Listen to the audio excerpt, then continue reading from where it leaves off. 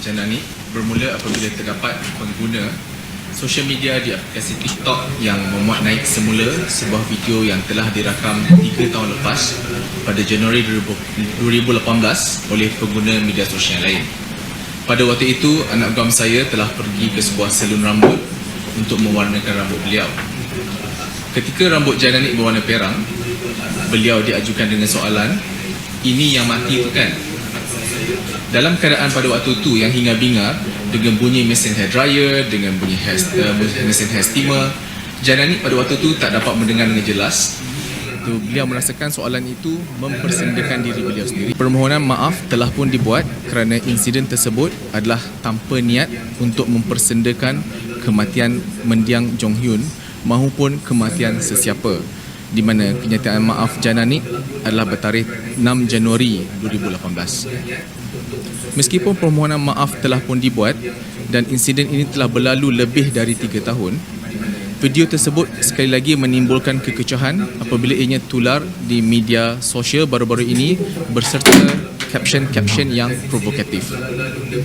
Sekali lagi, Janani telah membuat permohonan maaf dan memberikan penjelasan.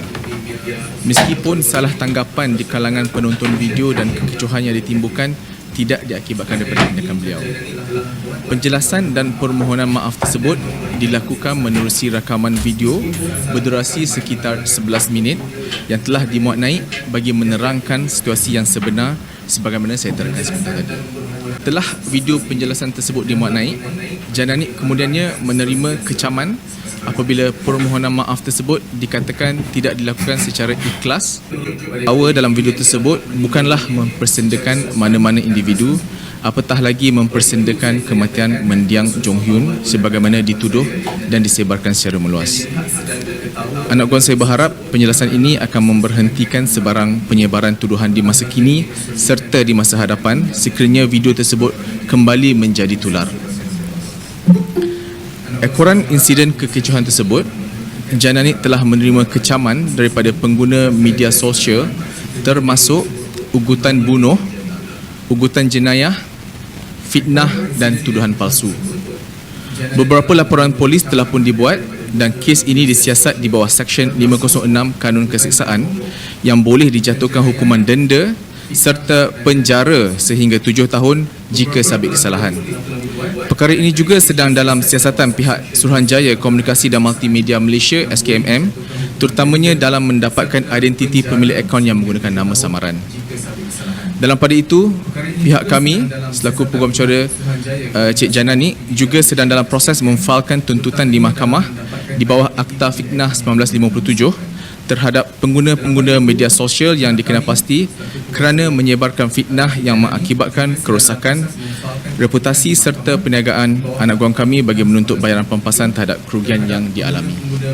Berkenaan isu Lisa Blackpink sebagaimana dikatakan, Janani turut menerima kecaman pengguna media sosial apabila akaun Instagram syarikat produksi milik beliau iaitu Janani Studios telah memuat naik sekeping gambar pelakon Animosha yang melakukan watak Lisa dalam telefilm arahan Janani bertajuk Dallin dengan caption Lisa Blackpink. Caption tersebut adalah merujuk kepada watak Lisa, iaitu satu watak antagonis yang merasakan Janani yang memegang watak Emily sebagai seorang pesaing. Dalam filem Dallin, Lisa adalah watak seorang remaja perempuan yang menjengkelkan tetapi merasakan dirinya menjadi pujaan ramai. Oleh itu, caption gelaran Lisa Blackpink diberikan bagi membezakan tahap pencapaian dan penerimaan yang tidak layak untuk disamakan dengan Lisa Blackpink yang jauh lebih tinggi. Ianya sama sekali tidak memburukkan nama Blackpink, tetapi adalah satu penghargaan kerana watak Lisa yang sedemikian dilihat sebagai seorang yang tidak layak untuk disamatarafkan dengan Lisa Blackpink. Malahan dalam filem tersebut juga ianya menghargai kumpulan Blackpink dan K-pop culture dengan adanya watak Kak Jennie yang dilakonkan oleh Sherry Al-Haddad sebagai seorang peminat tegar kumpulan Blackpink. Pertama sekali saya nak memberi penjelasan terhadap isu video yang tular tersebut. Tetapi apa yang saya boleh katakan adalah kita telah pun ambil tindakan yang serius, tindakan polis dan masih dalam siasatan. dan memang saya akan mengenakan tindakan undang-undang terhadap individu yang telah memulakan provokasi dan memulakan fitnah terhadap saya. Selebihnya saya tidak akan komen dan ulas tentang isu video tersebut. Untuk isu Lisa Blackpink juga, saya mengambil saya sebagai pengarah dan juga produser untuk telefilm Dallon mengambil tanggungjawab untuk memohon maaf kepada semua yang terasa hati, terguris hati akan caption tersebut. Jadi itu je daripada saya, dan selanjutnya kita akan jelaskan lebih tentang fitnah-fitnah yang telah dikeluarkan oleh pengguna social media terhadap saya. Okey, itu dia tadi sedikit daripada Jana. Okey, saya nak tanya berkenaan dengan bila kita cakap pasal fitnah tu kan, dikatakan Jana ada membalas komen daripada pengguna laman sosial yang kononnya Jana mempersendakan teguran daripada seorang ustaz berkenaan dengan penggunaan si mati itu. So mungkin daripada pihak Jana boleh jelaskan perkara ini? Saya terpaksa mengambil serius perkara ini sebab perkara ini ditularkan semula selepas 3 tahun dan ini melibatkan isu kematian di mana saya tidak akan mempermainkan isu kematian sama sekali. Tidak mungkin datang daripada mulut saya sendiri, dan disebabkan itu saya dituduh sebagai tidak menghormati kematian orang yang bukan Islam. Saya dituduh tidak sensitif akan kematian sesiapa pun, yang mana saya rasa itu bukanlah saya. Jadi di sini saya nak jelaskan tentang statement yang tular selepas saya deactivate akaun saya. Ada ustaz, ada seseorang telah mengeluarkan kenyataan berbaur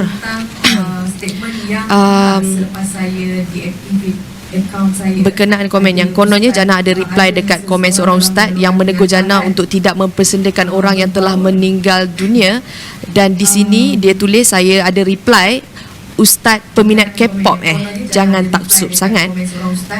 Ini saya terpaksa jujur dan saya memang betul-betul rasa benda ni terlalu menfitnah saya lah. Saya dianiaya kerana ayat ini tidak langsung dikeluarkan daripada saya, tidak dikeluarkan atau dinyatakan di dalam saya punya akaun social media, langsung tidak ada, tetapi saya menerima banyak kecaman atas ayat ini, dan disebabkan itu kita akan terus mengambil tindakan. Dan saya juga menerima beberapa ugutan bunuh yang disebabkan itu saya terpaksa ambil tindakan polis. Macam tadi Jana kata ada menerima beberapa ugutan bunuh dan beberapa serangan peribadi. Jadi macam sejauh mana serangan peribadi Jana? Mungkin Jana boleh definite? Untuk hal tersebut masih dalam siasatan polis. Saya tidak dibenarkan oleh peguam saya untuk memberi sembarang komen berkaitan isu ini. So mungkin peguam saya. Untuk hal tersebut ugutan bunuh adalah satu ugutan jenayah yang sangat serius ya. Perkara ini sekarang masih disiasat oleh pihak polis. Jadi adalah lebih baik untuk kita tidak membuat sebarang komen lanjut. Kita tunggu hasil siasatan dari pihak polis. Tahu tak Mami dan di mana pada polis report tu report? Saya memang minta maaf sangat-sangat. Kalau ikut saya memang saya tak ada masalah dengan rakan media. Selalunya saya memang akan jawab je, tapi bila dia dah melibatkan kes jenayah, kita telah pun buka kes 506 atas ugutan jenayah. Jadi saya tidak dibenarkan untuk memberi sebarang komen. Status terkini setelah laporan polis dilakukan di Balai Polis Terbabit, Jana telah dipanggil untuk memberikan keterangan kepada pihak polis, of which keterangan telah pun direkodkan. Tapi sementara hasil siasatan belum difinaliskan, saya rasa adalah lebih baik untuk kita tidak delve with the issue in detail. Kontroversi terbias. Ada juga yang tanya status Jana sebagai pengacara Melody ke sebab ada yang macam kalau netizen cakap pengacara Melody tapi selain terpanik dengan kontroversi. So apa komen? Komen saya tidak pernah menganggap menjadi seorang pengacara di Molidik adalah kebebasan saya untuk mencipta pelbagai kontroversi, dan kontroversi ini kadang-kadang datang daripada pelbagai pihak, kadang-kadang bukannya tercetusnya dari diri saya sendiri. Jadi dekat sini saya ingin menyatakan bahawa pihak Melody dan TV3 memahami situasi yang berlaku setelah saya menjelaskan situasi yang sebenar. Okey, apabila isu ni timbul, ada tak memberi kesan negatif pada kerjaya awak? Contohnya macam ada tawaran yang terpaksa dibatalkan saat hari ke, atau macam berita produk terpaksa dibatalkan ke, ada tak memberi kesan pada kerjaya? Seperti yang dinyatakan oleh peguam saya, memang ada memberi kesan, sebab itu kita mengambil tindakan untuk mengenakan tuntutan pampasan terhadap individu yang telah memulakan provokasi tersebut, sehingga menjadikan isu ini isu yang amat besar dan tidak dapat dikawal oleh pihak saya. Jadi kita akan tetap proceed dengan tindakan undang-undang. Bagi pihak anak guam saya, Jananik, serta rangkaian perniagaan beliau iaitu Jananik Studio, Sofia by Jananik dan Wak Fluffy, saya harap sedia media pada hari ini dapat memberikan penjelasan tentang kedudukan sebenar dan isu ini tidak akan dibangkitkan lagi. Kami ingin mengucapkan ucapan terima kasih kepada pihak Polis Diraja Malaysia dan Suruhanjaya Komunikasi dan Multimedia atas tindakan dan siasatan yang dijalankan. Juga buat rakan-rakan media yang memberikan liputan berkenaan perkara ini. Juga kepada para peminat dan penyokong Jananik dan Jananikers yang sentiasa menyokong dan mendukung kerjaya Jananik. Saya harap lepas ni kita akan lebih berhati-hati apabila berbuat sesuatu, kerana tanpa sedar atau tanpa sedar, tindakan kita boleh actually menjadi satu tindakan jenayah. So berhati-hati ya.